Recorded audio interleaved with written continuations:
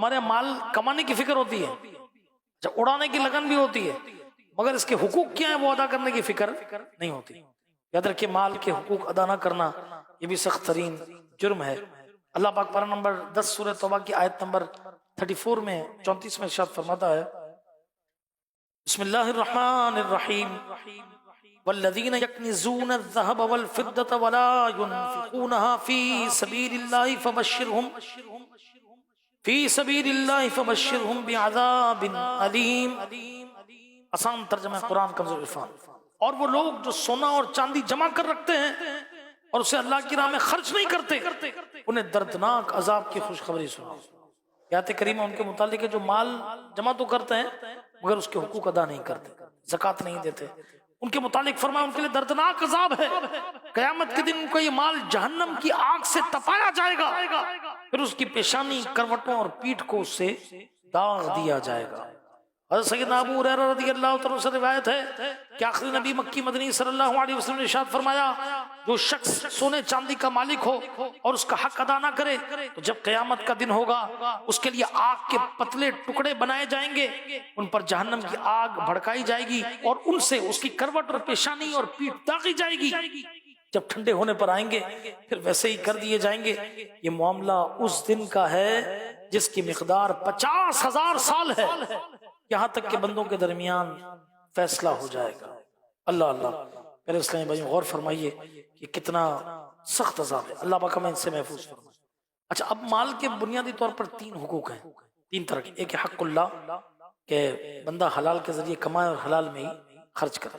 ایک حق الفرد، یعنی خود مالدار کا حق وہ یہ کہ مال کو فضولیات میں ضائع نہ کرے، جہاں خرچ کرنا ضروری ہے، گھر بار، موٹر سائیکل، گاڑی، اچھا مکان، موبائل، یہ جو بھی چیزیں جو ضرورت کی ہیں اس پر لگائے۔ اور تیسرا حق ہے حق الامہ۔ تیسرا حق کیا ہے؟ حق الامہ، بندوں پر خرچ کیا جائے، والدین ہیں سب سے پہلے ان کی خدمت کی جائے گی، بھائی بہن ہیں ان کو دیکھا جائے گا، عزیز رشتہ داروں کو دیکھا جائے گا، یتیموں اپنے پاس جو کام کاج کرتے ہیں ان کو دیکھا جائے گا، پھر یتیموں، بیواؤں، غریبوں کی مدد کی جائے گی۔ اور سبحان اللہ، جب بندہ صدقہ کرتا ہے تو اس کا مال کم نہیں ہوتا بلکہ مال کیا ہوتا ہے؟ بڑھتا ہی رہتا ہے۔ تو بنی اسرائیل میں ایک شخص تھا نا، چل غریب آدمی تھا، زوجہ نے 1 درم دیا، جاؤ کھانا خرید کر لے آؤ۔ وہ 3 دن کا بھوکا شخص بازار پہنچا، راستے میں کوئی سوالی ملا، اس نے وہ درم سوالی کو دے دیا اور خالی ہاتھ گھر آیا۔ زوجہ کو بتایا کہ ایک سوالی تھا، میں نے اسے درم دے دیا۔ زوجہ بھی صبر والی تھی، بولا اچھا کیا، چلو اس کے نصیب۔ پھر زوجہ نے اپنا اون کاٹنے کا چرخہ جو ہے جیسے کپڑا بنتا وہ کہا کہ یہ بیچ کر کھانا لے۔ اب یہ شخص چرخہ لے کر بازار پہنچا، اسے بیچا، جو پیسے ملے اس سے ایک مچھلی خرید کر گھر آ گیا۔ اسے کیا پتا کہ پہلے کے لوگ مانگتے نہیں تھے، وہ چیز ایسی ہوتی ہے وہ بھی بیچ کر کیا کر رہے ہیں، چلو وہ بیچ کر کھا لو، مگر مانگنا نہیں ہے، سوال نہیں کرنا۔ جب مچھلی کو کاٹا گیا تو اس میں سے ایک موتی نکلا، موتی بڑا قیمتی تھا۔ اب اس نے وہ موتی بازار میں فروخت کیا، اسے کافی رقم مل گئی۔ کل تک جو غریب تھا، کھانے کو پیسے نہیں تھے، 3 دن سے فاقے تھے، اللہ پاک نے اسے امیر کر دیا۔ اب سنو کیا ہوا، اب سنیے کیا ہوا۔ یہ شخص اتنے بڑے دل کا تھا کہ اب اس کے پاس سوال ہی آیا، ہم دعا کرتے ہیں مال دے دے، دعا کرنی چاہیے اللہ مال بھی دے اور خرچ کرنے کا دل بھی دے۔ اب وہ ایک شخص اس کے پاس سوالی بن کر آیا، اس نے کہا کہ مجھے کچھ دو۔ اس نے کہا یہ میرا پورا آدھا مال تم لے لو۔